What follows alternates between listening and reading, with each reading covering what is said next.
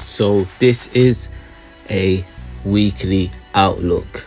Today I'm going to be speaking about gold, Bitcoin and US 30, and I'm going to be giving you guys an update regarding the war in the Middle East and what to look out for. Now let's just get straight to it.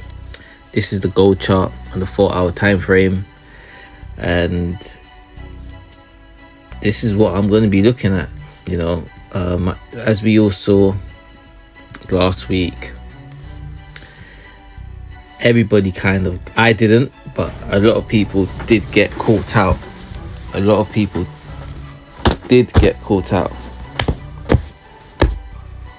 Sorry, I just had to literally kill a fly. Imagine that while I'm recording.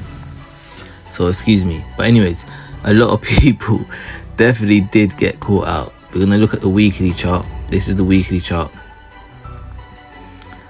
And as you can see, there's a red bar. I feel that that's the bearish bar. I feel that on Friday last week, people were just thinking we are just going to basically go long. And what happened was the total opposite happened. There we have it. That's what happened. That red bearish candlestick is exactly what happened. And typical really. But let's get to it, right? We're still in the triangle. Well, my triangle, should I say. I trade a bit different, so I do utilize triangles the old-fashioned ways, but I incorporate a lot of things into it. So, and look, it's been working. The upwards trend, 1, 2, 3, you could say, because it went up. Even 4 is still up. For me, in order for me to be getting into this trade, I want to see 5,000. I want to see a retest of this wick. And it's funny because if you look at the previous wicks, the wick here and the wick here, it didn't really visit the bottom of these wicks, did it? So I could potentially not even get this price. And if I don't, it is what it is. I'm not someone that opens a chart and say to myself, I need to find a trade. If it doesn't come to my zone, I leave it alone. And if it does come to my zone, then look what we have.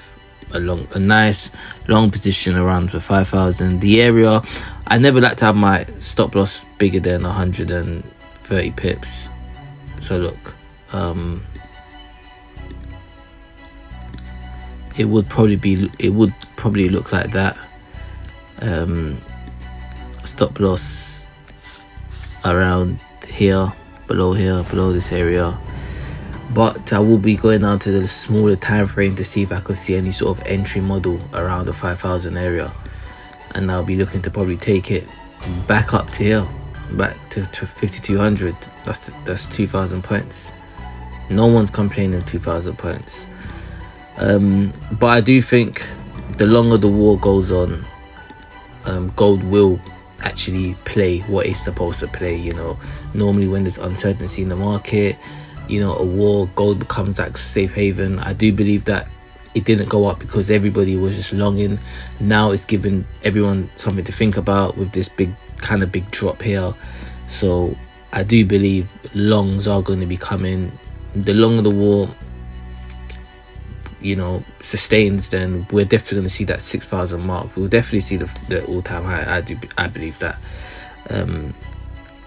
But let's have a look at Bitcoin. Now, Bitcoin is going to be quick and simple with Bitcoin because my zone is the fibs. I've put the fibs from the top, there you are, to the bottom, and I'm looking for the 78.6 area. Plain and simple. We can, some would say this is some sort of head and shoulders. Not really. I would like to see something like that, 100k, something like that personally. I wouldn't be surprised if we were to if any upwards momentum for me is a dead cat bounce anyways. But I wouldn't even be surprised if we see a double top. I am bearish on Bitcoin. For those that know me, I called the top the top I said was 124k. Christopher, Tristan, you know, if you do see this, you could definitely vouch.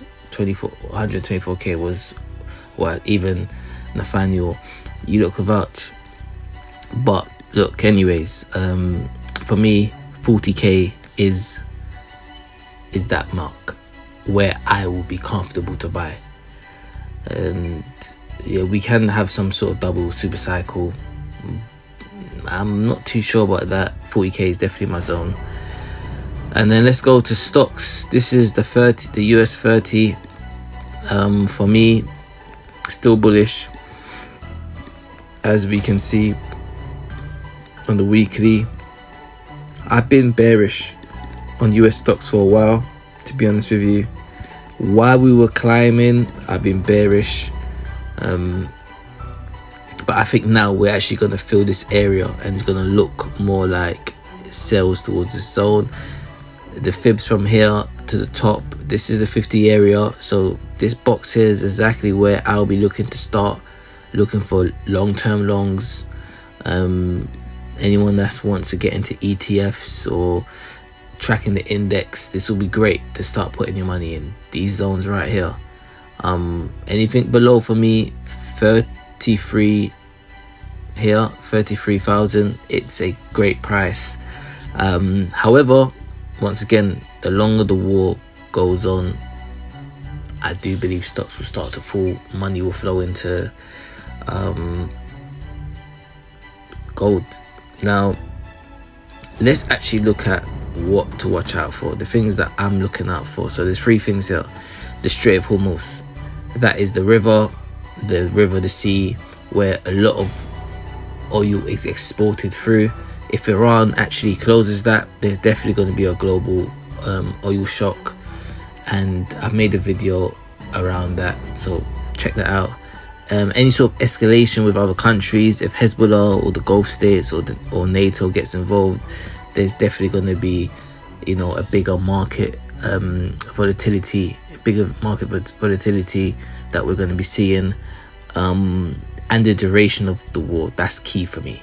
The duration of the war. The longer the war, the higher the oil price and the stronger gold becomes. You know, when I mean long, I'm talking about 2-3 weeks. I do believe they're going to come to some sort of agreement. I'm not going to actually explain why, and that's all political, but I do think they're going to come to some sort of agreement. If they don't, expect to see higher oil prices. That's going to reflect on the petrol, and definitely expect to see gold push towards £6,000. And that's the weekly outlook. That is it. Until next week, very brief. I will be doing videos on my trading this week. I'm probably going to look to take 1 or 2 trades. I'm going to be showing you the before and the after. So stay tuned, and like, subscribe, and even comment.